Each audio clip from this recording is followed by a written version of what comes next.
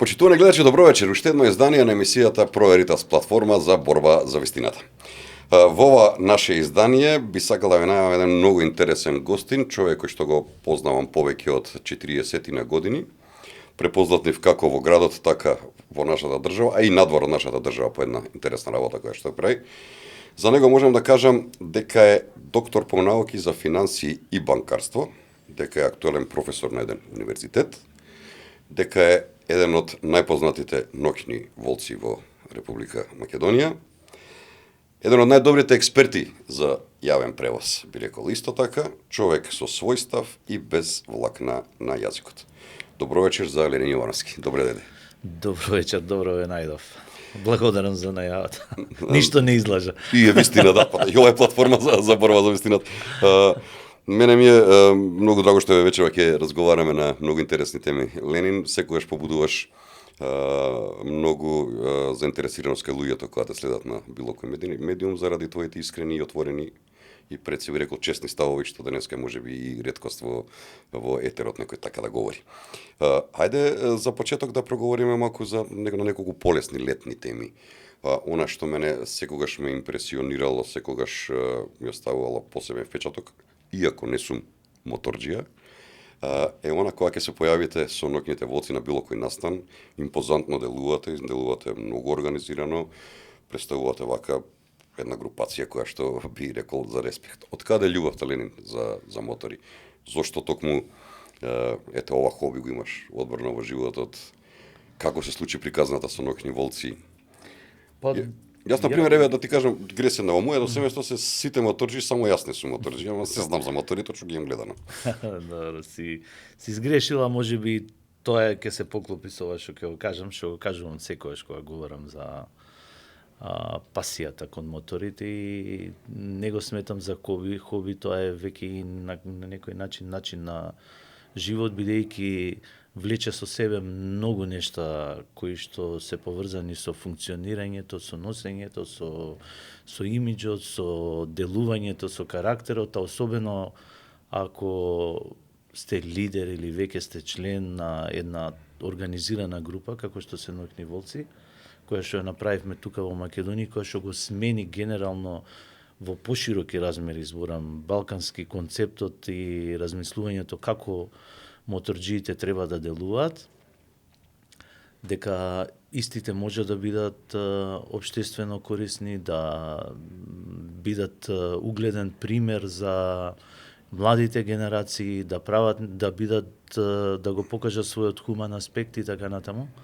Да, имаше некои стереотипи дека моторџиите, барем во наше време, да, се неписмени луѓе, се небањати, така, агресивни, криминалци, наркомани, што не вадеа, нели му? Да, Меѓутоа е во што го кажуваш? Да, тоа е нешто што се влече од тие западни вредности, да кажеме, така. Тамо кај што е зародишот на таквите моторџиски групи, меѓутоа ете ние сакавме да сме опозит на тоа, да направиме нешто и го направивме и го покажавме дека може и поинаку и како што кажав, тоа доби еден посериозен размер каде што се направија повеќе оделенија, пак благодарение ќе кажам на македонското што е формирано првпат на балканските простори овдека, се направија оделенија секаде, инаку да се навратиме на она што кажа желба, хоби, како до моторите, јас сметам дека тоа е негде у генетиката, тоа е негде со самото раѓање треба да го имаш, или го немаш. Еве кај тебе не те удрил тој ген да можеш да се навлечеш на моторите. Желбата е од секогаш, од најрана младост и вие, не знам, имате сега полесен пристап каде што се објавуваат разни видеа, имате дечиња кои што туку проделе, кога ги седнете на мотор, тие толку радост доживуваат, толку им се воодушевени од тоа што сигурно ќе бидат кога ќе можат и кога ќе пораснат, ќе бидат моторџи, за разлика од некои други кои што имаат можеби одбивност или страф или не сакаат да се дело тоа. Ете, ние со текот на времето, како што кажав, направивме нешто Што се ноќните Ове. волци всушност? Но- Наш производ се но- светски, се група, се Ноќните волци изворно се формирани во Москва 99 година и ние го имаме брендот превземено од тамо. Последно наше патување на една група моторџи од тука, кои што отидовме да го видиме, се запознавме со клубот и кога видовме уствари како тој клуб функционира со сета она хиерархија, дисциплина, начин на кој што се организирани, како вода сметка и за здравиот начин на живење, особено бевме така што кажеш дека има кодекс таму. да, И на однесување. да, и особено оној дел каде што се декларира и како патриотски клуб кој што сериозно влијае на тамошното општество на луѓето, значи во јавноста се препознатливи како луѓе патриоти, луѓе кои што ги почитуваат, ги негуваат и ги пренесуваат и меѓу другото и словенските православните вредности. Сето тоа нас како екипа ни се допадна и веќе почнавме сериозно да размислуваме Така сте перцепирани, да тоа го пренесеме тука. И затоа не случајно ќе не видите на национални собири, на собири каде што се зборува за нашата историја, за почитување на националните вредности на македонштината. Еве сега најсвежо бевме и вчера, меѓу другото традиционално се појавуваме на испраќање на Илинденскиот марш, Коњаницата од Горно Лисиче, каде што веќе и тоа, да кажам, е настан на кој што се гледаме како едно, бидејќи она што го прави Сдруженијето Илинденски марш 1978 е дел и од нашиот пат кој што годиме, кај што сакаме да тие вредности ги пренесеме на помладите генерации, особено бидејќи без нашата историја, без традицијата, без познавање на нашите вредности и она предците што го направиле за нас да сме ова денеска и до денеска, особено големината и одговорноста да го носите името Македонија и да бидете македонец, многу луѓе веројатно се уште не ја сваќаат, повеќе го препознаваат тоа надвор, отколку ние самите не сме свесни. Еве, можеби имало период во периоди кога многу се работело за да не биде, се работи до ден денеска, гледаме дека таа борба се уште трае. За жал во минатото имавме некои политичари, ако може така да се кажат, кои што се саможивни, кои што гледајќи ги своите лични интереси, сервилност и желбата на власт направија такви промени во државата, каде што секој чекор и онаа стратегија на обезличување на еден народ ја следат и ние не можеме да бидеме и да го поддржиме тоа. Ние секој пат ќе бидеме на онаа друга страна и колку и да се лепат етикети, колку и да се стават во некаков друг контекст, меѓутоа реално ако ги погледнеме работиве, ќе видиме дека тоа ние го правиме од љубов, од ентузијазам. Еви ти знаеш, ќе видиш по мене колку долго сум јас десничар, колку сум ВМРО-вец, никогаш не сум бил, нити сум побарал било каква функција, нешто или да се залепам па да имам некој бенефит од тоа, така е и целото семејство, дури немаме вработени во државната администрација, заради тоа што нас ВМРО и возобновеното ВМРО, знаеш дека е кај братучет ми Змејковски, тоа е наша куќа, да кажеме, од наша фамилија, каде што се возобновува. Да. Предците наши се комити, имаме и учесник, наш дедо во Илинденско восстание. Затоа и Борче возел мотор, не знам дека се родени, и он вози голем мотор. Да.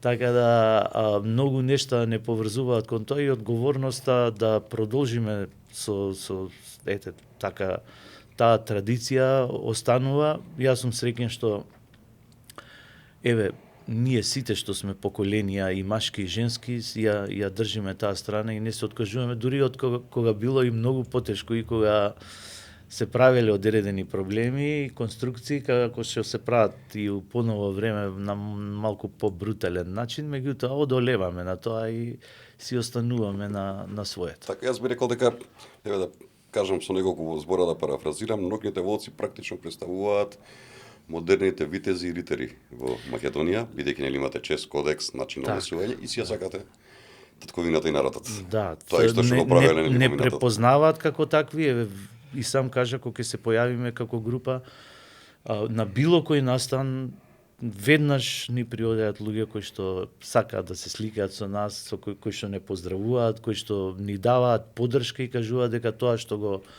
го правиме дека е доброто за пред се за Македонија. Но често правите работи за кои што не се фалите, а се многу добри. Например, често учествувате во со ноќните волци во хумани акции. Волонтери, еве се појавивте и на последното што беше овде во Скопје. Постои исто така чув дека една страшна поврзаност и грижа за членовите меѓу себе, не дај Боже од болести, од смрт и слични работи, дека сето тоа функционира како едно големо семејство, како една голема љубов. Има ли вистина во тоа? Има вистина, меѓутоа како велиме за оно што ќе направиш добро на некого, не е да се пофалиш. Јас кажувам дека бар лично еве за мене ќе кажам, кога правам нешто за некого, верувам дека многу подобро се чувствувам јас што можам да го направам тоа отколку тој што го прима. И тоа ми е една голема, да кажам, внатрешна сатисфакција, некој ми дава некој дополнителен мир дека ете Господ овозможил да можеме да помагаме и не знам тоа треба сите да го прават, а што помалку да зборат. Еве, има луѓе што ќе споменат, не препознаваат како такви, па често пати сме повикувани од разноразни хуманитарни здруженија или здруженија поврзани со одредени болести, кај што ете, некој пат навистина ништо не бараат од нас, да кажеме нешто, да финансиски ги помогнеме, чисто сакаат да сме дел од манифестацијата и да прават. Така да долги години бевме и со поврзани со децата за аутистичен спектар, правевме инвенти заедно со нив, што ми е еден од вака драгите моменти. Во тоа време покровител беше еден период и сопругата на нашиот екс-председател Ѓорѓи Иванов, Маја Иванова. Со тоа бев препознат, па ја добив таа европска штафета на хуманоста која беше една година во моите раце, па ја предадов токму кај Маја Иванова. Понатаму да ја продолжи, така беше тоа една стратегија. Да.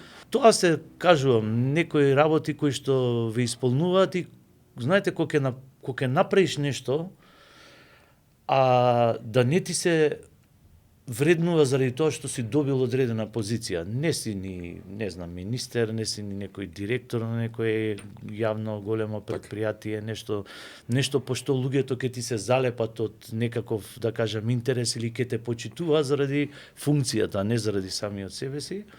Многу поголема е вредноста кога ќе го достигнеш да бидеш почитуван заради самиот себе си, а не заради тоа што некој ти ја дал таа вистинска вредност, вистинска љубов. Да. Нели ви рекол? Добро, еве кажи ми хипотетички Александар Бичеглиски сака да стане член на Ноќни волци. Што е потребно за да станам член? Желба, само ти треба сам да побараш. Ние не агитираме, не ги навлекуваме луѓето. Значи прв и основен момент од тој наш кодекс е дека човекот кој што е заинтересиран треба сам да праша и сам да посака, а не ти да направиш нешто со што ќе го навлечеш кај себе. И нормално треба да има мотор. Така, мотор да. Да, бидејќи сепак сме ние мотор здружение, моторот е нешто што не поврзува, а сите други работи се налепени заради тоа што ја кажувам дека Ноќни волци се повеќе од мотоклуб.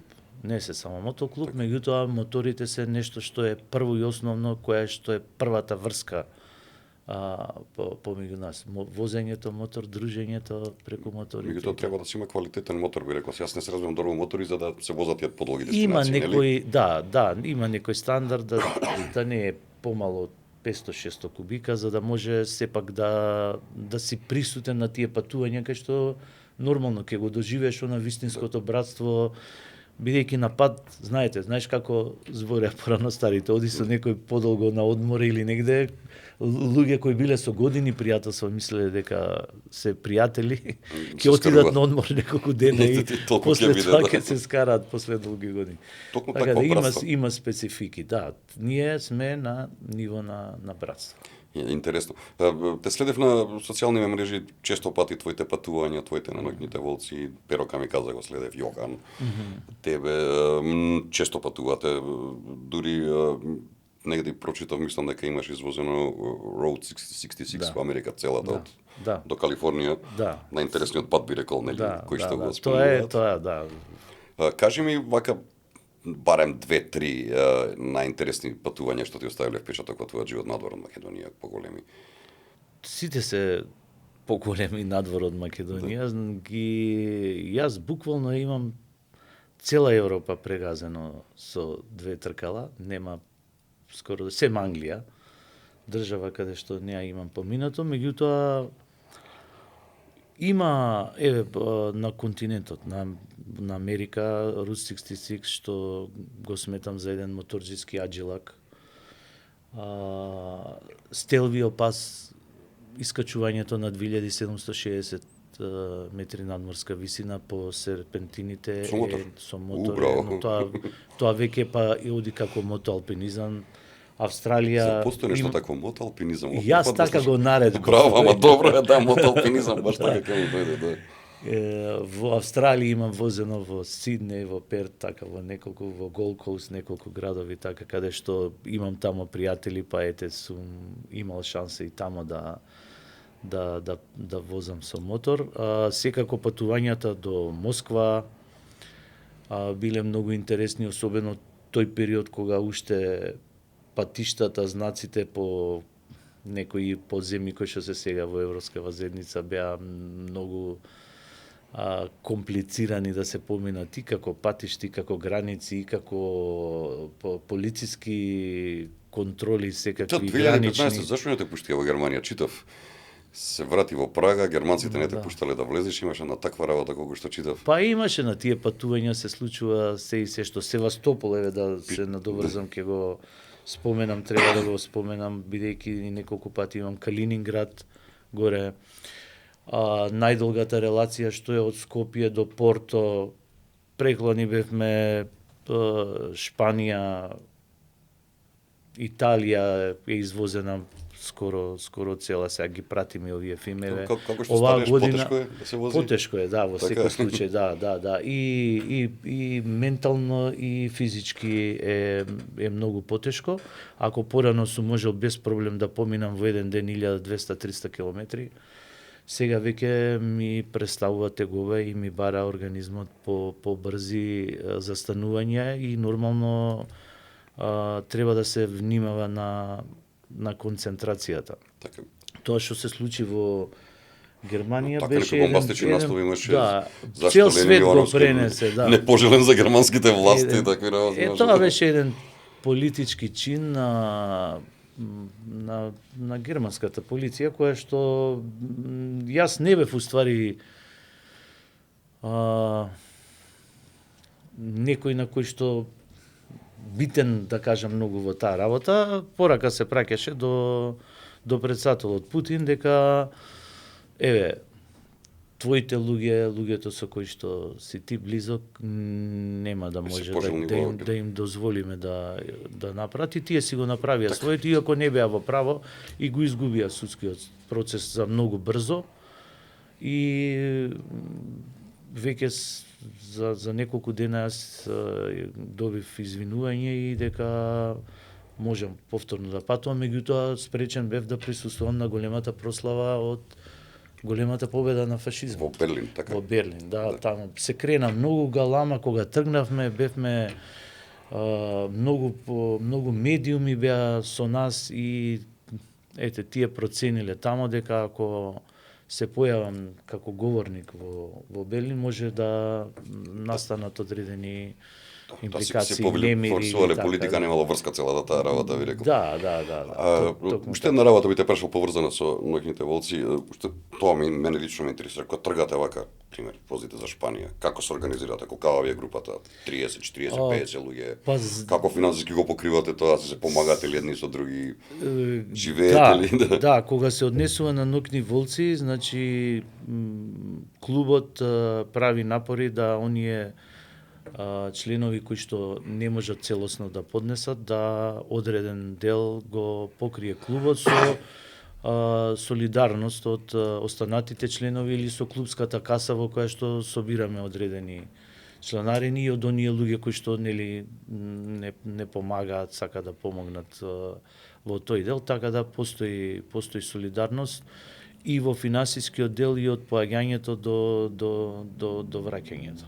За мене беше многу интересно, да ти кажем, но нешто поактуелно што е во моментов во градов Скопје. За Ленин Ивановски вела дека е човекот кој што 20 години го возеше Скопје, а денеска е мета наместо да биде партнер во јавниот превоз во град Скопје.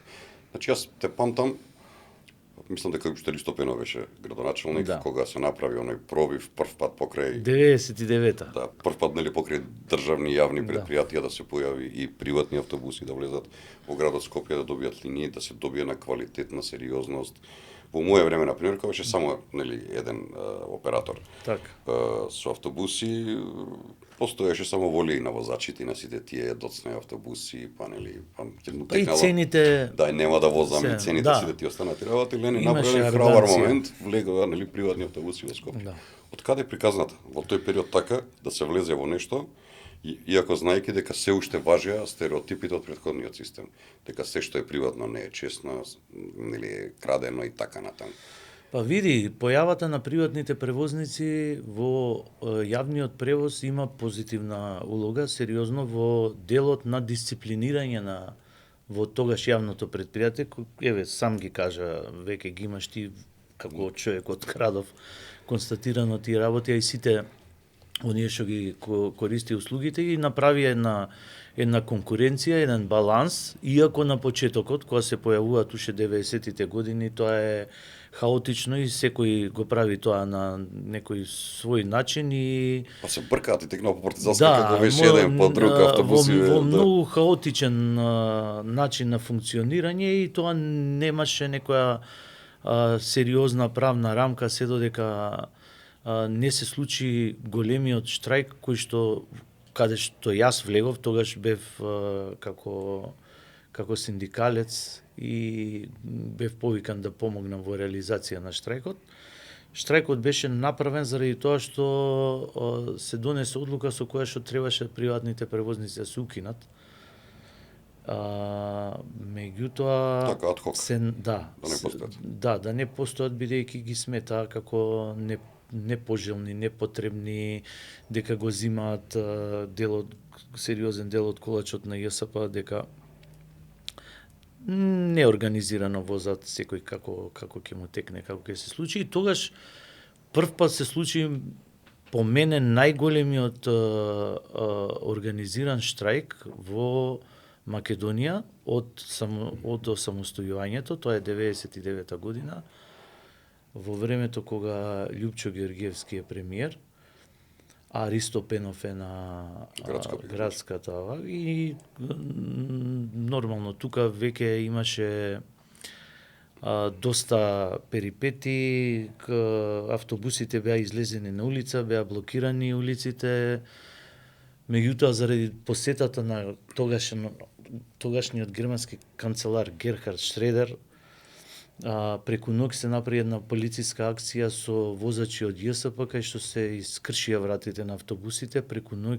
додека не бевме таму присутни, нели? Тие беа паркирани, влегоа во автобусите, ги исчистија од улиците и така да јас негде у 5 саат, 6 вајле дојам информација дека ми се јавуваат и кажуваат дека ни ги нема автобусите. Сакаш да кажеш ви ги убија автобусите? Да, Со државна помош? Да, и ги дислоцира. Така, се беше дислоцирано.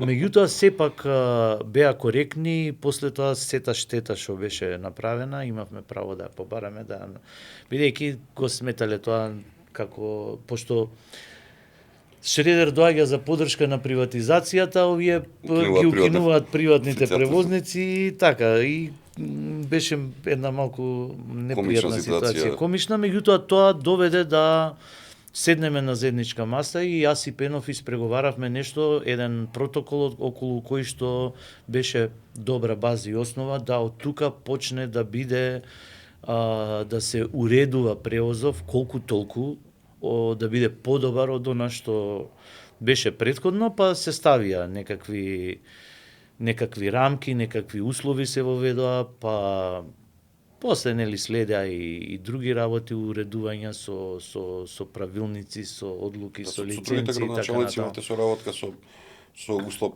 не со последниот, за последниот ќе говориме подоцна, пример со Трифун Костовски, со Коце Трајановски, постоеше ли соработка? Имаше ли некој плод од тоа конструктивна со целата таа работа? Најголемите проблеми на почетокот ги имавме со Ристо Пенов и кога со него Шилего го заборев, извини. Да, цело време го заборав, некако со него безвременски ми ништо не видов од него, па затоа го заборавам. Да, кога со него решивме, фативме некој ред и сепак пак ќе кажам, сите тие градоначалници до последниот сега беа некако има некој чувство на одговорност, на внимателност и дури кога одеа со некои строги мерки за кои што некои навистина им беа издржани, меѓутоа не беа созредани да ги направат заради временскиот период, имавме разбирање и соработувавме со сите. Еве со Пенов можам да кажам дека најмногу сме се расправале, после Пенов доаѓа Трифун Костовски, така беше, да, Трифун Костовски. Со Трифун Костовски имав одлична соработка, бидејќи и него во еден дел помага во тогашната кампања. Самиот почеток мислам дека му помогна. Веќе четвртиот, петтиот ден доби забрано од Управа за јавни приходи дека нема право ниеден автобус да излезе на јавното предпријатие на улица, бидејќи беа запленети буквално. Да. И се сеќам дека тогаш ти излезе и рече, еве ние се ставаме на располагање бесплатно на градот додека се реши овој проблем. Так. Да помогнеме. Значи покажавме и тогаш една голема свест, излеговме во пресред на граѓаните, заради тоа што така сметавме дека во моментот треба да се помогне и го направивме тоа. Добра соработка со Трифун, почнавме во времето на Трифун еден проект за одредено фузирање помеѓу нас и ЈСП, кој што подразбираше единствена карта, единствен возен ред, уредени линии, така да и во негово време се отвори тој тендер за да го набават, бидејќи ние веќе го завршивме тој процес. Значи тој е мој проект, јас прв пат го започнав и го применив 2008 година. Појма нема никој кој што се занимава со јавен превоз за еден таков нов систем. Јас тој веќе 2 години го истражував со една турска компанија која што веќе го беше применила. Во Европа уште не беше навлезен таков систем, да не зборам за Балканот. Дури го презентиравме тимот што работевме на тоа и во Белград. Белград и пред нас го примени истиот. Трифун во негово време избутка во делот на ЈСП да се изработи еден тендер, меѓутоа после со доаѓањето на Коце Трајановски тој тендер се поништи, па се објави нов, па се направија малку одредени пролонгирања на цел тој процес, меѓутоа со Коце Трајановски ги усогласивме во времето кога е он градоначалник, инаку оперативно работев со Јанушев, актуелниот секретар на влада, што е еден прекрасен човек, разумен човек, млад човек, од кој што се изненадив колку многу брзо навлезе во суштината како директор на ЈСП и колку тешки прашања кои што беа незамисливи за решавање, ние ги решивме, го усогласивме тој заемен договор и направивме една револуција во јавниот превоз која што беше крунисана со тоа што граѓаните добија еден усогласен превоз во кој што однапред знаеа кој автобус каде ќе дојде, не се добива една карта со која што ќе може да се возат каде што сакаат. Приватните превозници се ставија во апсолутен ред по правилник во кој што мора да бидат точни, да застануваат на секоја станица, да тргнат во одредено време, да завршат во одредено време и ја доведовме до 99% успешност целата таа приказка, бидејќи ако направивме помалку, тоа ќе беше санкции, да кажам, па помали пари за нас и се уредија, се стави минута и пол максимум да, беше па така. имаше ЈСП постави мерачи на самите станици кај што и во најава можеше да се види, се направи систем кај што можеш да прегледаш автобусот во кое време на која автобуска станица ќе дојде и затоа го кажувам тоа како една револуција во која што сум задоволен заради тоа што целата приказка ја почнав јас дури и кога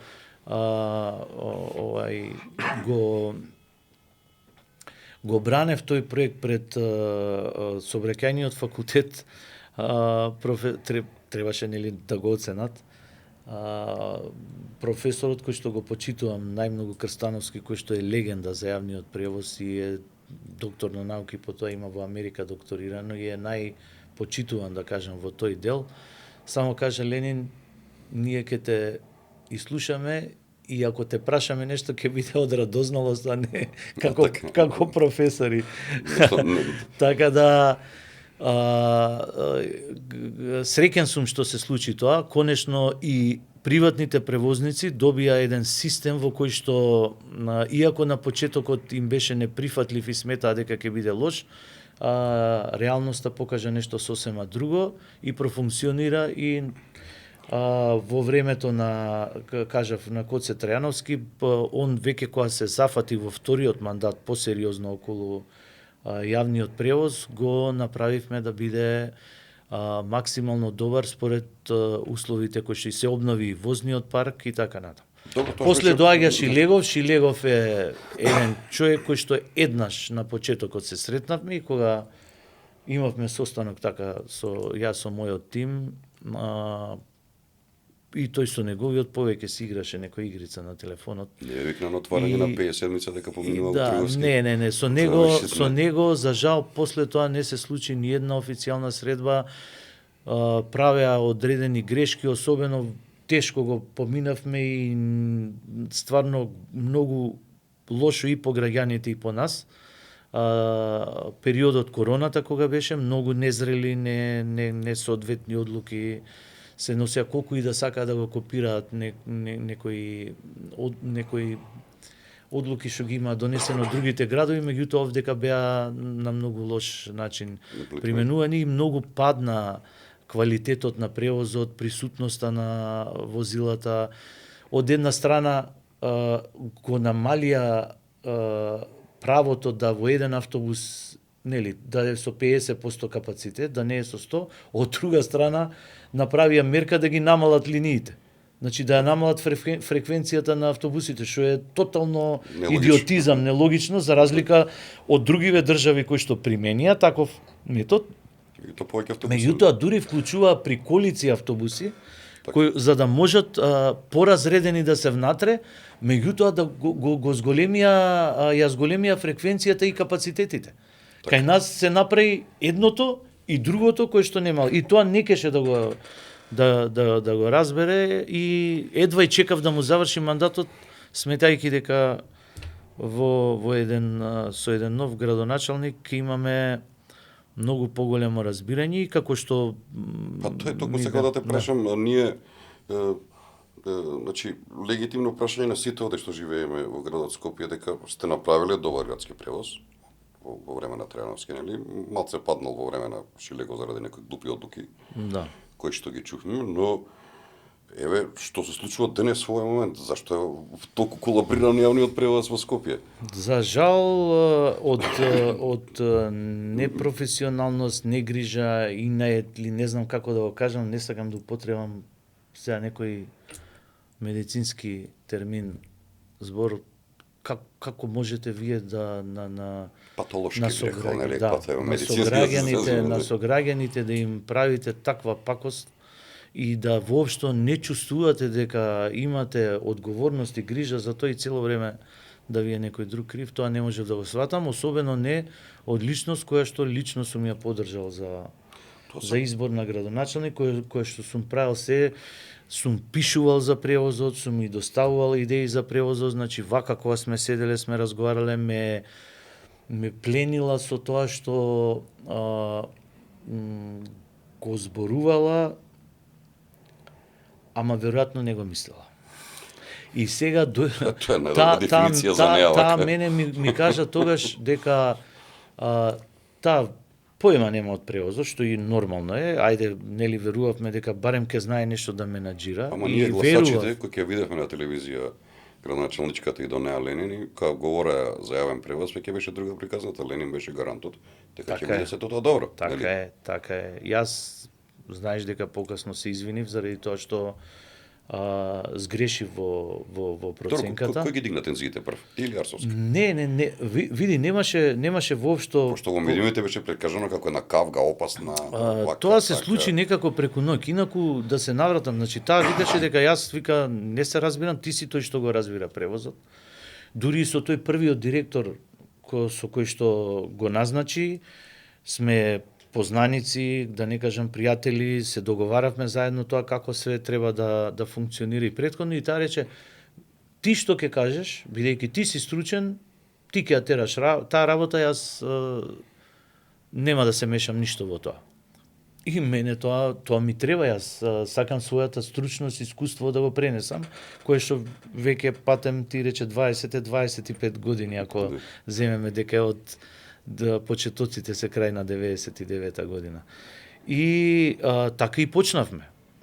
Значи се почна да се функционира, направивме Совет за безбедност во сообраќајот на град Скопје, една волонтерска екипа која што ја составив од десетина луѓе од разни области, од МВР, од таксистите, од автобусџиите, од факултетот, од вештаците, значи собрав од колегите една стручна која што мислевме дека ќе биде едно тело кое што ќе биде совет одавно и ќе соработува со МВР, со јавното сообраќајно предпријатие, со секторот за сообраќај во град Скопје и дека ќе функционира. Проблемот настана кога долгот прерасна во огромни размери спрема приватните превозници. Јавното сообраќајно предпријатие смени неколку директори и парите што ги префрлаше градот Скопје на јавното сообраќајно предпријатие завршуваа во други некои исплати, но не и кај приватните превозници.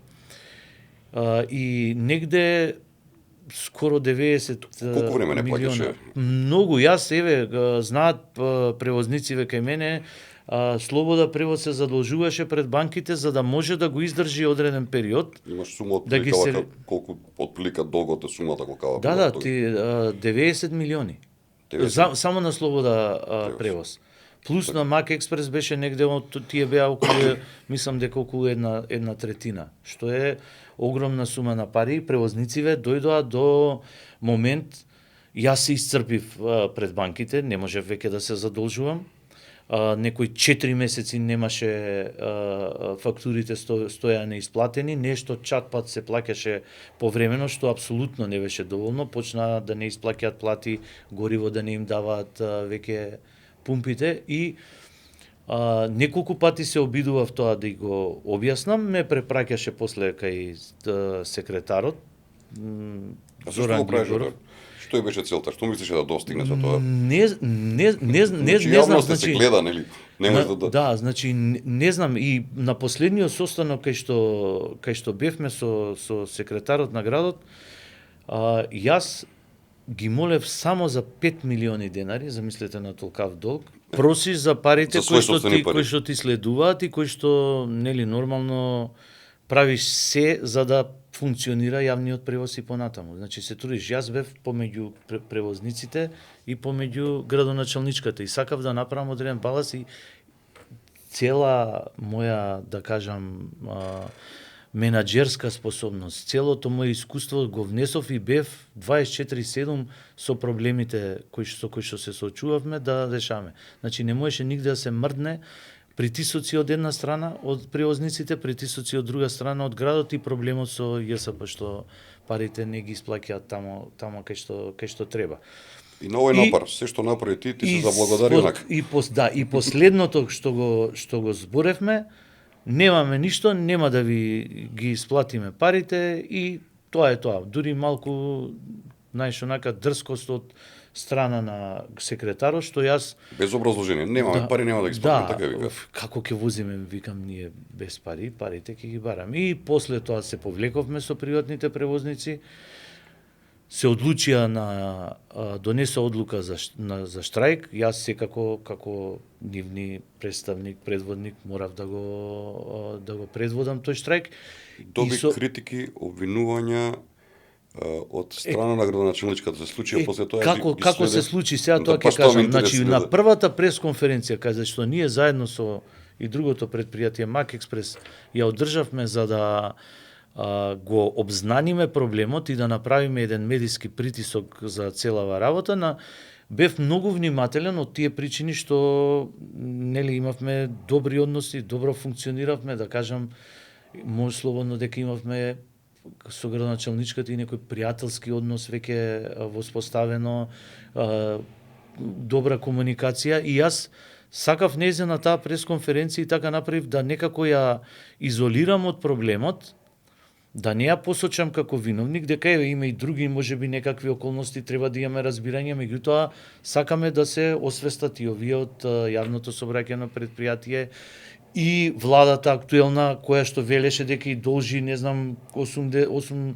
милиони евра или 80, не знам колку таму за неисплатени студенти. Долгот кон вас ти пробуваше до последен момент. Да, и јас ја одржав таа пресконференција, со надеж дека уствари ги мобилизирам овие институциите да најдат некакво решение. Советот на град Скопје, градоначелничката, тогашната влада со дај да не кажам по лоши квалификации за човекот колку направи само истои некоја збунка, овој Таче, како го вика тој келјавиот. Димитар Ковачевски, мислам дека му право име презиме, често го заборавам онака. За жал се погоди баш тој у тој момент да биде председател на влада. Бе, се дунстери се појавија. Како да ти кажам, значи мене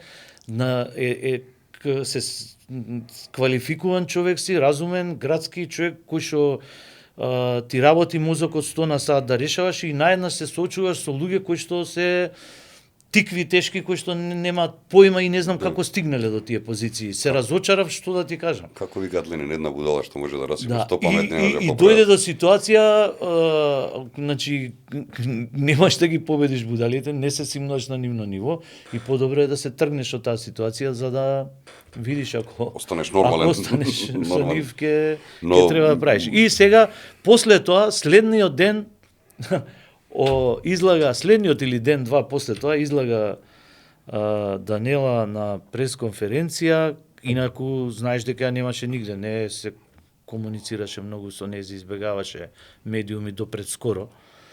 Меѓутоа во тој момент се појави и јас кога слушнав што зборува, мене ми беше неверојатно. Значи, дури на вистина да некој сервирал такви податоци, најмалку што требало е да ги провери и да види дали се аргументирани. Второ, ако веќе го имаш мојот мобилен телефон, ако знаеш дека сме биле заедно у кампања, ако знаеш дека сум направил многу работи кои што не си ги не очекувала дека може да ги направам за да придонесам на собствена штета. Да. Барем да ми се јави и да рече, слушај човек, ало, види што ми презентира мене, бе, тука има криминал. Што е ва, вистина е, дај образложи ми, ако си правил некои дувари, да знаеш, не стојам позади тебе, ке те пријавам и да знаеш да си ја тераш работата. Пријатели, меѓутоа не можам да бидам пријател ако си ти криминалец, да си знаеш дека ова те очекува. Ако ме повикаше, сигурно ќе го објаснев и со 3-4 реченици, веројатно ќе сватеше што е работата или ќе можеше тоа да го провери, ќе знаеше дека не е така. Па ме обвини за се и се што. Што не кажа многу тешко обвинување, Да. сериозно тешко, Не, дека Ленин ги земал парите, не им ги дал на превозниците, дека крадел од карти пари, дека одработува за одредени политички партии, еден куп обвинувања вака, кој што и човек кој што е лаик, кој што не се бави од политика, кога ги гледа од страна, делуваат така многу За страшно, полит- многу опасно. Нема врска заради тоа Стигнате до суд едно време, мислам, нели?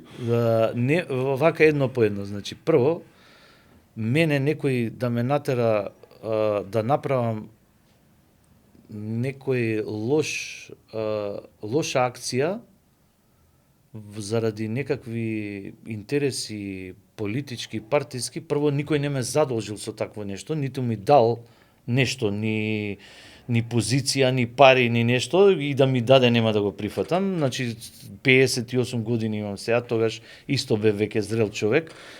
Цел живот гледам образот да ми е чист, да немам никакви флеки во работењето, а не па некој ќе ме натера. Јас никој пат со господинот Мицковски не сум разговарал воопшто на таа тема, ниту сум му се обратил кога настана проблемот со неплаќањето. Значи, ние во Слобода превоз имавме превозници кои што се од различни политички партии. Немаш, ги имаш преку 100. Да. Значи, не можеш да ги манипулираш ти со некаква политичка позадина. Второ, имавме од сите, имавме македонци, срби, албанци, бошњаци, роми, значи не можеш ни по тој основ да ги колективизираш. Јас бев ставен, принуден од самите превозници, значи идејата за штрајк беше нивна, Така. јас само ја обликував да има правна издржаност. И сега кој ден треба да е прв, нели, со кој што ќе се Да, комуницира. значи да има ќе правна пренесува издржаност, да ставови и не го така натаму. направат тоа лаички, да биде тоа културно, да биде во рамки на закон, сепак да се води сметка, да не се тотално блокира сообраќајот, значи све беше тоа осмислено на еден многу добар квалитетен начин, за да не оставиме впечаток дека правиме нешто некому зло. И настана тие квалификации небулозни и пазете, да си ти градоначалник на град Скопје, да не знаеш како функционира јавниот превоз во платежниот систем, треба си стварно не знам што друго да те интересира. Можеби Буквално нака кажа, Ленин ги земал парите и не им ги даде. Значи на вака, приватните еве, прво, ако беше така, тогаш таа сега немаше да работи на тоа да тој долг се исплати. Значи долгот до денар, значи долгот до денар се поклопи со она што го кажував на пресконференциите, дека е толкав и негде 90% е веќе исплатен. Значи, јавното сообраќајно предпријатие со подпишани цесии после договоривме да го исплати. Да. И рокови имаше за тие договори. Да. Ништо не испочитувано не беше. Ништо. Значи, после неколку месеци, значи падна договор да се, пошто беше утужена, веќе евидентен долгот, помина нели обвинувањата криминал, се правело, се платело, се сме продале. Незаконски карти. Значи, како можеме ние да продаваме карти? Прво јас, како можам да продам карти кога јас не сум во автобусот? Значи, ако некој ги прода картите, треба ги прода возачот. Па ако не ги земе возачот парите, веројатно треба му ги однесе на тој што е собственик на автобусот. Јас нема шанси да стигнам до тие пари. Второ, тие карти единствени што се и што важат во јавниот превоз, ги печати, тие се електронски карти, јавното сообраќајно предпријатие. Што е под ингеренција на градоначалник. Апсолутно само тие ги имаат. И ние не можеме да ги продаваме, како ќе ги продаваме тие ако тие нас не ни ги дадат. Тие треба да ни ги дадат нас. И тие пари никако не можат у крајна линија да стигнат до мене, него остануваат ќе остануваат кај превозниците, не може да остануваат кај мене. Тие карти се откажаа да се користат кај приватните превозници на мое барање, заради тоа што почна да фискалните каси да не функционираат, да се расипуваат, беше многу лош систем одбран од градот кој што не профункционира во тој дел и во консултации со Управа за јавни приходи јас добив писмено известување дека во колку не му издадете сметка на лице место на оној што во моментот ви ја дава готовината, вие не смеете да направите продажба. А правеа некои решенија во ЈСП кои што беа спротивни на законот. И јас кажав, нема да се продаваат веќе карти, тоа не прифаќаме, картите ќе ги продава само ЈСП и ќе се куцаат во приватните превозници. Кој сака да си купи карта, не може да ја купува во автобусот, ќе си ја купи од тоа. И тоа е многу лесно докажливо. Ако некој правел такви фалсификати, тоа ќе беше тежок криминал кој што никој нема да ти помогне да те спаси, а Лени Јовановски не е толку глуп да влезе во такви авантури, за да може нешто што е, значи, најлесно докажливо да може да го направи. Кај мене се водело педантно и прецизно и се направило како што треба. Од друга страна, викаше дека парите се исплатени, меѓутоа приватните превозници јас не сум ги исплатила, парите се кај мене. И тоа се докажа, се крена галама, сите инспекции станаа на нозе, влегоа и во ЈСП, влегоа и кај нас, 3 месеци работеа, сите се вклучија, да на крај сето тоа ја што го кажав, го констатираат дека е така. Добро. Значи дека нема апсолутно ништо. И затоа јас и сега кога слушам кога зборува ова се прави, она се прави, на лично искуство, искрено не и верувам. Може да е така, не навлагам, не сум во тој дел, може би да е во право, меѓутоа со оглед на тоа како лесно мене ме нападна како незин, да кажам, слободно можам и да кажам и соработник и пријател, па вака кога има некоја друга цел, не знам што е способна и све да направи. Значи, се закануваше, викаше инспекции, нели, рече дека се прави ревизија, ќе видиме што е. Зошто? Колку помина 2-3 години, трета веќе година тоа, зашто не ги извади да ги каже записниците од инспекциите и од ревизиите, кои што ќе ја негираат на тоа се она што го тврдеше.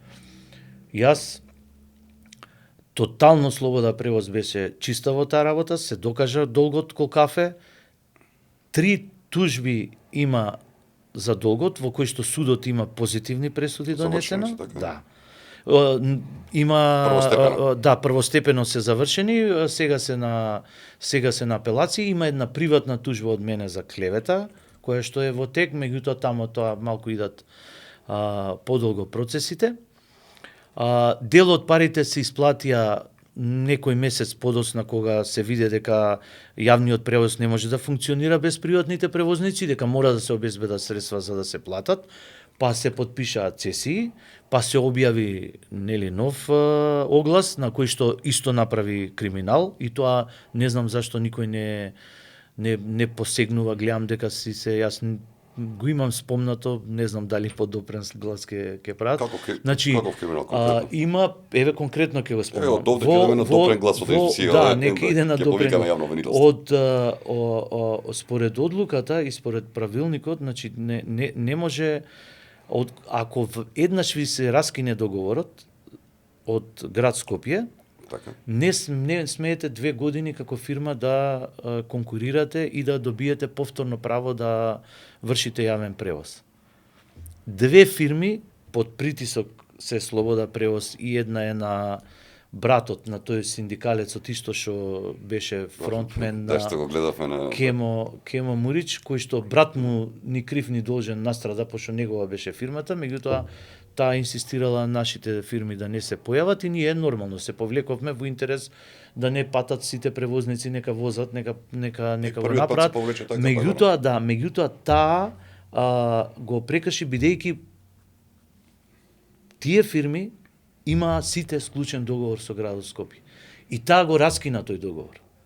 И не смееше повторно да ги вклучи истите фирми. Таа го направи.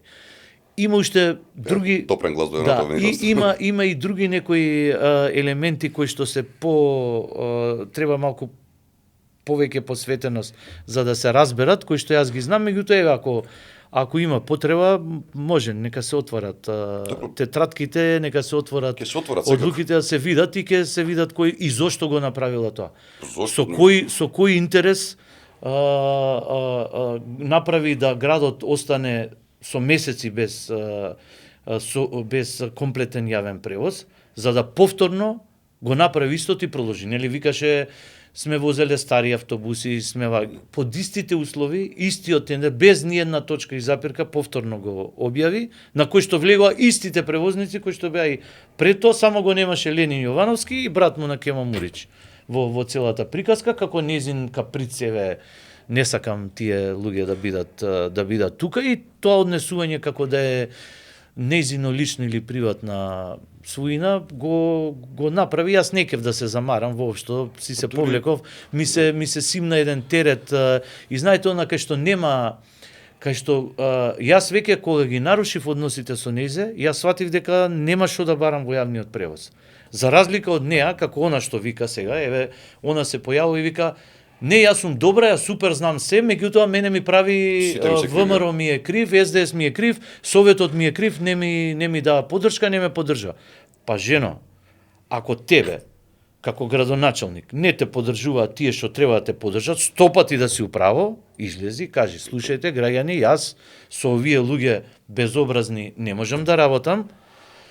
Морам да се повлечам, бидејќи не сакам градот да го држам во заложништво заради нашите нерасчистени односи или заради наши недоразбирања, ќе се повлечам и изберете си градоначалник, вие како што сакате, изберете си совет или казнете ги овие луѓе од партиот Советот, да, тоа би го направил како доблесен, како јас што го направил. Еве, јас ќе се повлечам. Ако сум ја крив, еве да видиме. Еве, терајте си докај се. И после мене потоп. Ама и Советот ти помогна два пати. И помогна и Советот, да, Советот наседна на една игра, тоа ќе го кажам исто, ги излажаа малку за да ги придобијат приватните превозници, тоа беше нејзина стратегија за да си добију време, пари да не добијат, ама еве ќе ја покачиме цената по километар. И што ако вас ви ја покачат цената по километар и Советот го изгласа тоа, за сега тие немаа пари на претходната цена да плаќаат. Сега еми ја покачија цената, уште помалку пари имаат сега за да платат и повторно. И после мене сакам да кажам, што значел Ленин Јовановски во превозот и во јавниот превоз, се виде и граѓаните го видоа. Од кога сум јас надвор од јавниот превоз е во колапс. Не е во хаос, во колапс, значи нема автобуси, ЈСП не функционира, не е усогласено во покривање ни со приватните превозници. Приватните превозници не возат. Приватните превозници не се исплатени. Никогаш Скопје 250 автобуси немало полош превоз во историјата од кога постои јавното сообраќајно предпријатие.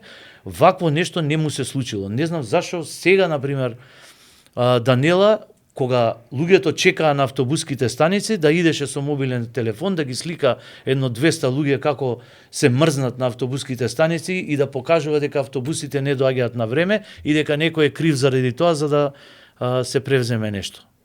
Значи, значи јавниот превоз после Ленин Јовановски за жал не постои. Ова не е јавен превоз. Ова е колапс. Ова е малтретирање на граѓаните и мене ако нешто ми е криво, што никој нема да сноси никаква одговорност. Дури ни морална, пошто луѓето кои што имаат до себе, имаат доброст, тие чувствуваат некаква морална одговорност и прават нешто, дури на своја штета ќе направат нешто ако сметаат дека има повисок интерес, ако се граѓаните во прашање. Тоа е избрана, тоа е работа, нели? Еве сега штета трпеа граѓаните. Еве се има судски пресуди во кои што треба да се плаќаат и камати. Заради и наетење и ајде, ништо од тоа за жал функционерите не го плаќаат, па нема да го плати ни она. Она е свесна за тоа дека некој друг ќе го плати сето тоа, дека не ја удира по джеп. И многу ја гајле, многу си се понаша, знае дека ништо нема да удри по джеп, знае дека никој не може да направи да се смени и меѓутоа сега ќе трпат граѓаните. Нека трпат. Ја не знам како се стрпија граѓаниве до толку и не знам што све може да им се направи да се да истрпат од вакви едни ситуации во кои што на вистина се удира тамо кај што е Јас мислам дека значи колабрира, видете, јавниот превоз, единствен масовен превоз во град Скопје е автобускиот превоз. Немаме алтернатива. Немаме воз, немаме трамвај, немаме метро, немаме ништо. Значи потпрени сме на автобускиот превоз. Наместо да се направи се во квалитетот на автобускиот превоз, да се направи подостапен, побрз, поефикасен, побезбеден, покомотен, значи што го трувам цело време што сум ми го пишувал како концепт, како луѓето да се натераат, односно да разберат дека им е многу подобро да го користат јавниот превоз отколку да користат автомобили. Скопје како последица го доби и тој момент, доби премногу возила на улиците, доби многу поголемо загадување, доби многу поголема економска штета целиот град, пошто научните истражувања и доцнењето на луѓето на работа го рачунаат во пари. Само тоа го чита некој што сака да прочита и да знае и да и му се развие. Јас сум гледал многу примери така во големите градови, луѓе облечени со во богати одела, го користи јавниот превоз, меѓутоа му е сигурен. Јавниот превоз знае дека тогаш кога ќе тргне ќе стигне на тоа. Нема ништо побитно за еден град од јавниот превоз. Јавниот превоз врзува буквално се.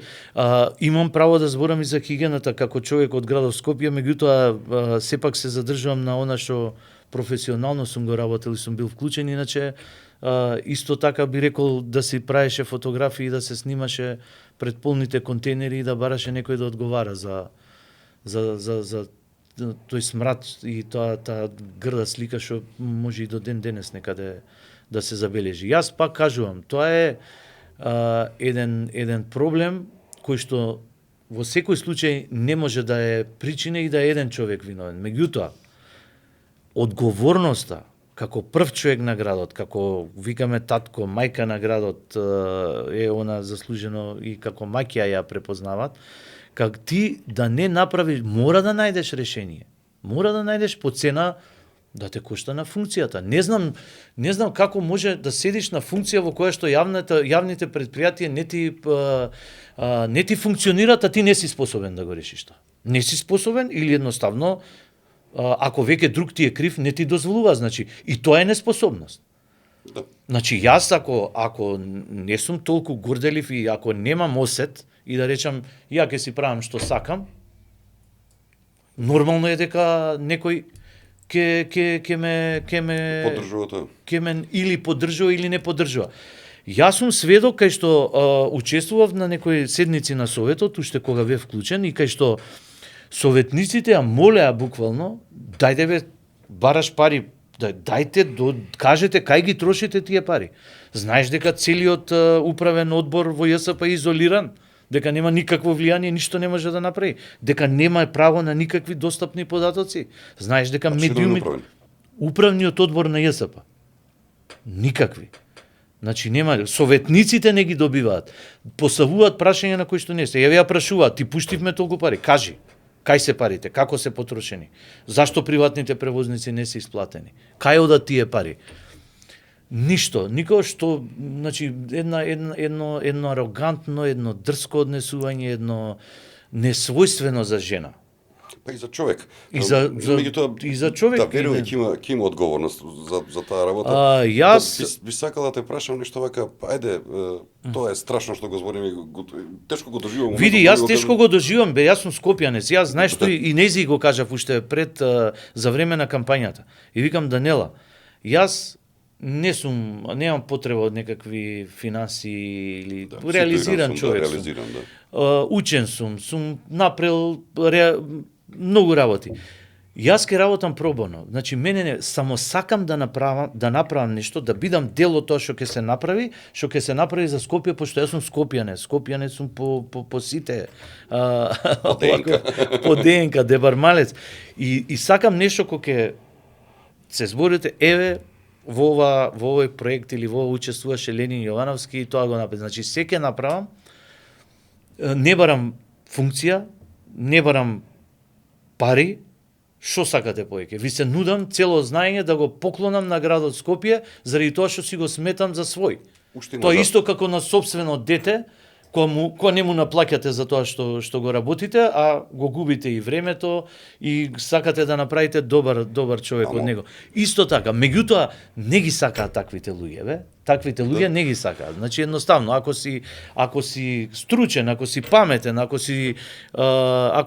држиш до себе, ретко ќе се пробие. Сите ќе те тргаат на страна дека не може да си им под контрол.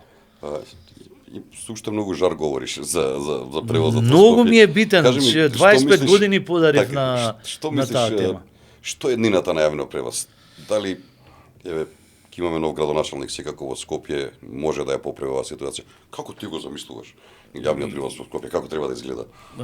Пише еден добар статус, морам да кажам сега брзо, нели поврзано со ова, дека имаше една акција за едни набавка на 120 автобуси, но прво ајде за ова да одговориме како би требало, па после ќе збориме за тоа. Просто и едноставно ќе кажам, јавниот превоз треба да се подпре на ова што го има. Скопје се уште по структура сообраќајна, по инфраструктура и по жителство, нешто што може да го поднесе еден современ, добар автобуски превоз.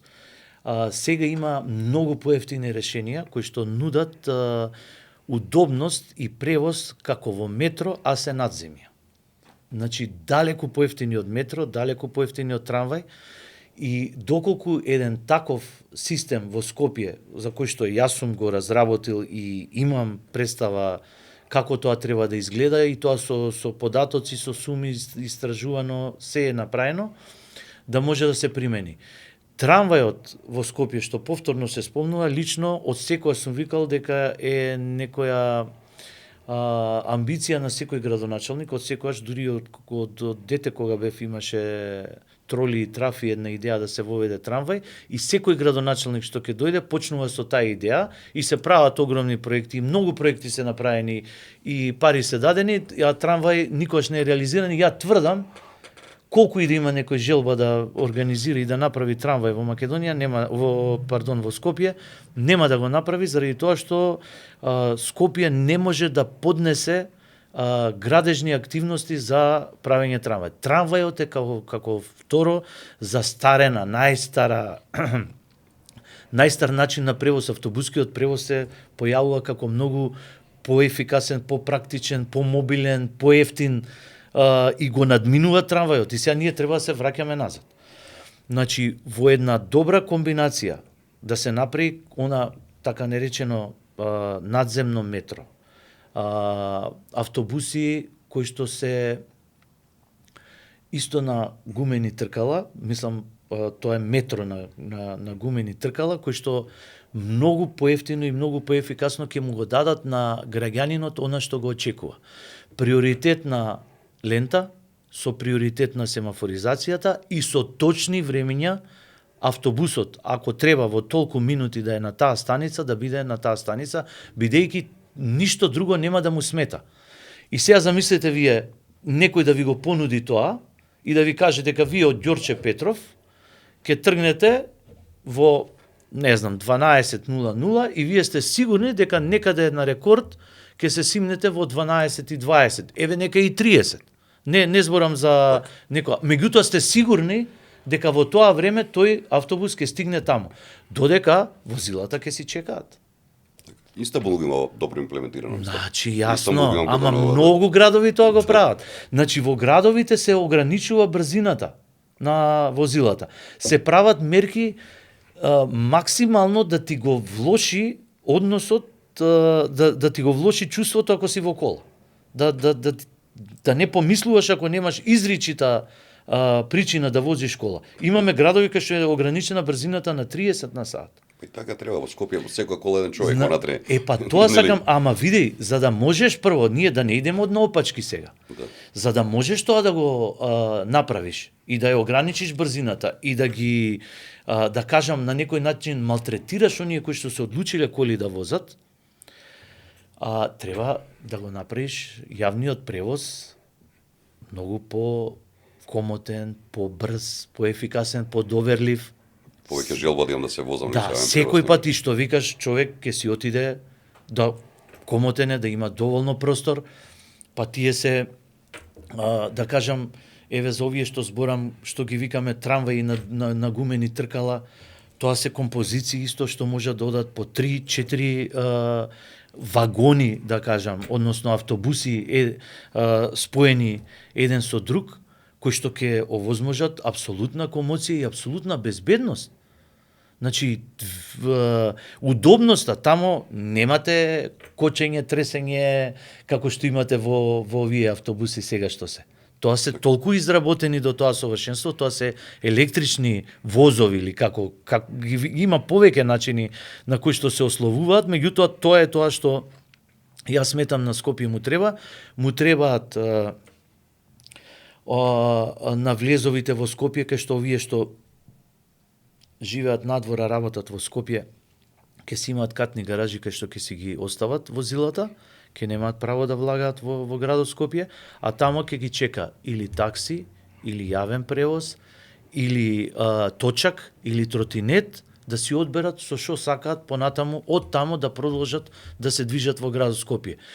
Не да се натераат само со закон, да не смеат, туку да не им е исплатливо, да не ни помислуваат, пошто ќе им биде скап паркингот, што повеќе се доближат во центарот, нема да можат да стигнат на време.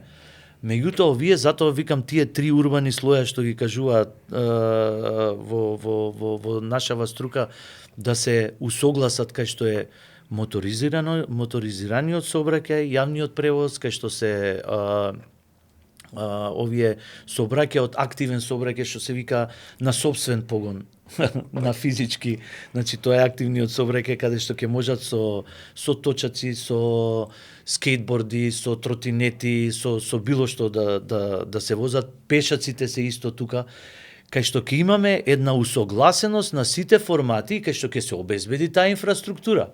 Мојата идеја е исто да се вклучи железницата како дел од јавниот превоз. Да е зачестена, имаме веќе постојна структура, треба да се подотера, треба да се набават некои вагони кои што ќе бидат во таа функција и замислете колкаво леснување би било тоа од Ѓорче до железничка станица и понатамо кон овие населби, веве имаме некои во Илинден имаме зелени. Да, има тамо и не само што има луѓе, еве се отвараат и зони кај што луѓето работат, кај што ќе може. Тоа е нешто изводливо. А железницата се уште е превоз кој што може најмногу да однесе и понесе и луѓе и товари.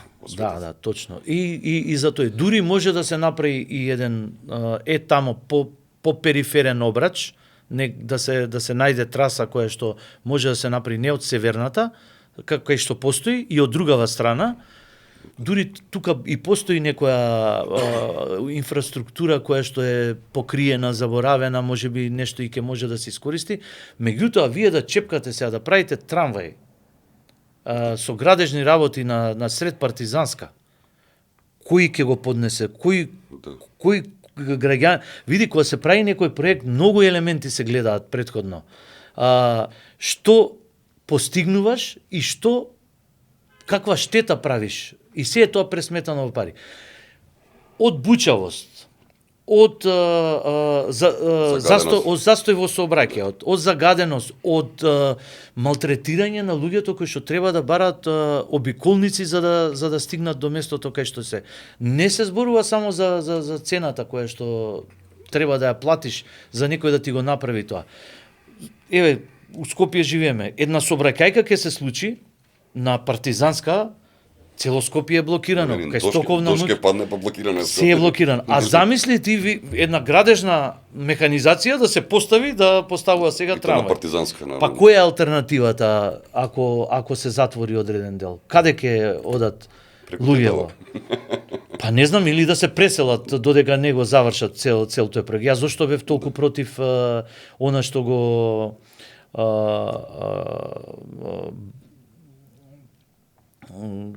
имаше како проект Шилегов, брз рапид транспорт, тој што беше по централната Партизанска во централното да иде. Значи апсолутно нешто не, тој транспорт да, Меѓутоа не тамо на тоа место.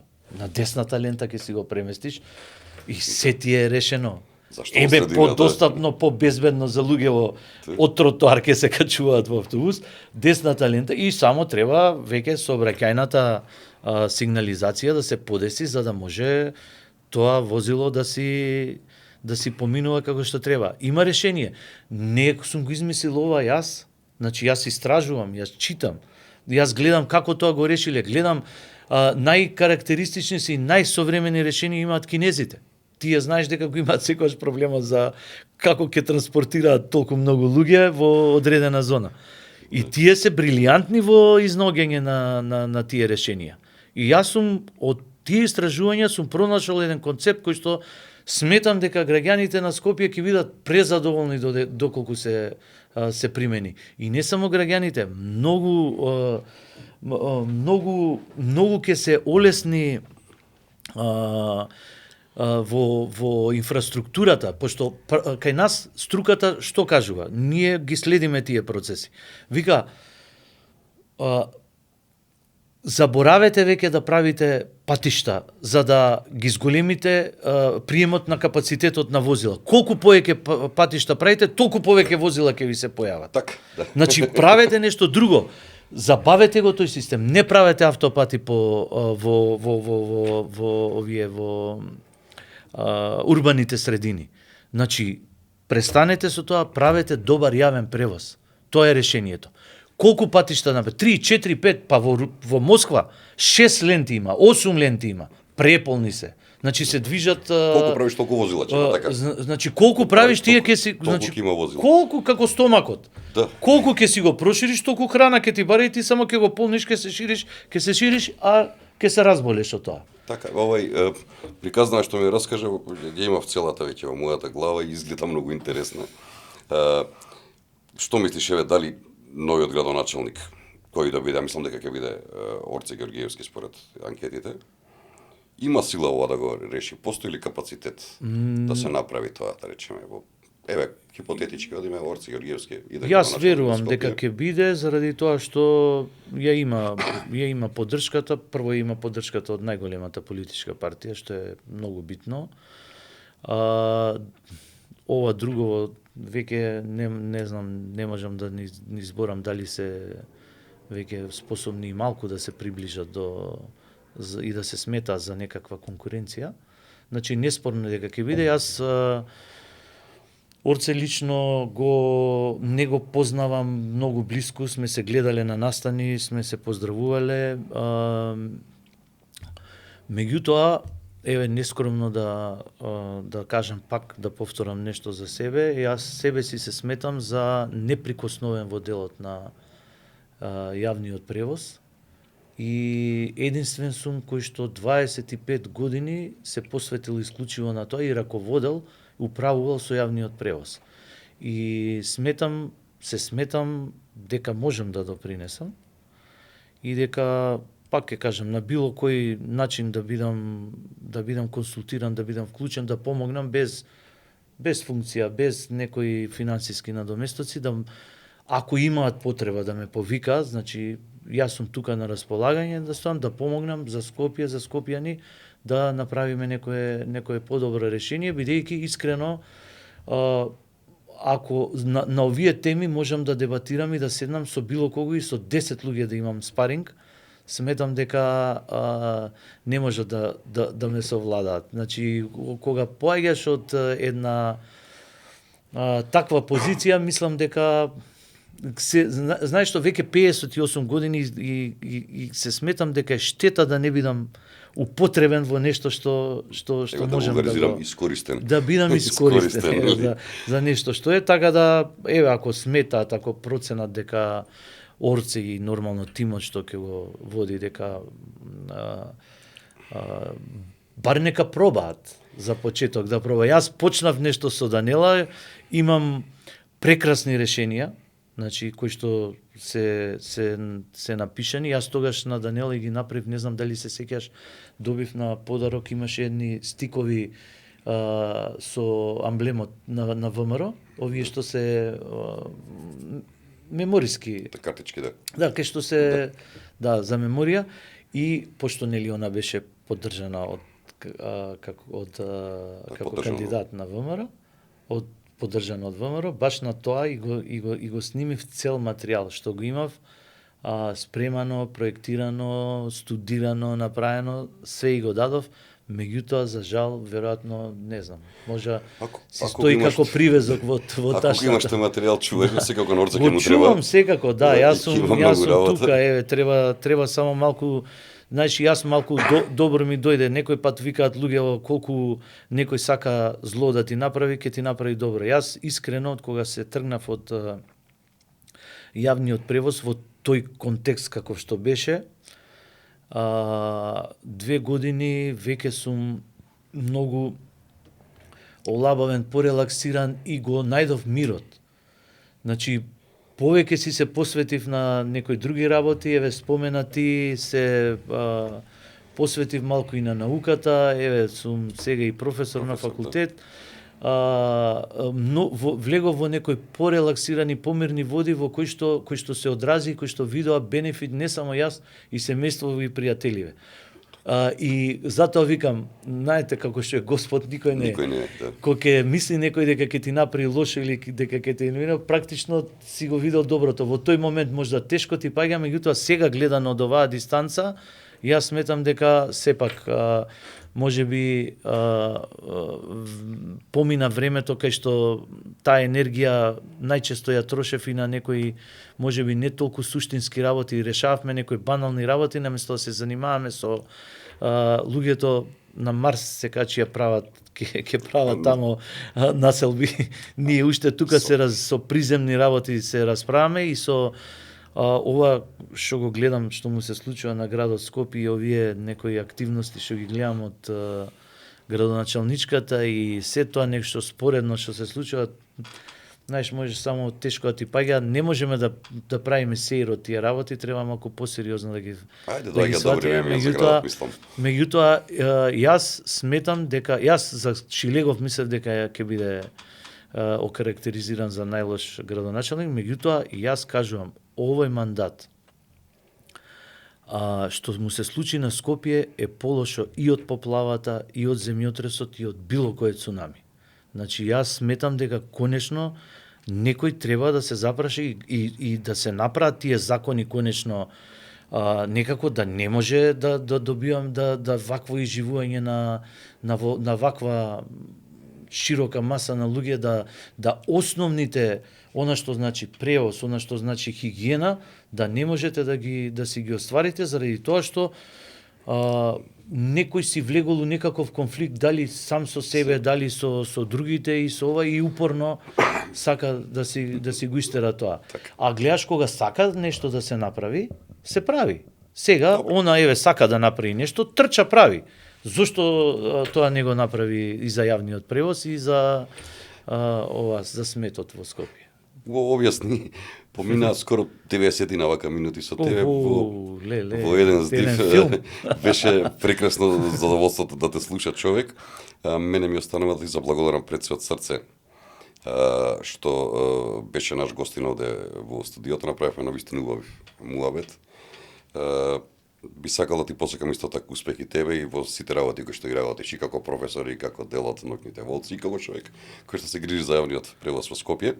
Повторно ќе се видиме во некое друго издание на Проверитас, каде што се надевам ќе говориме за многу подобар градски превоз тогаш во градот Скопје.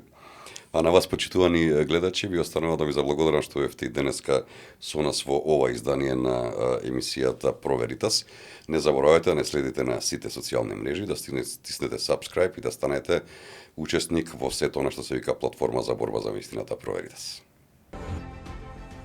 Останете поврзани со нас на Facebook, Instagram, YouTube и на нашата веб страница proveritas.mk.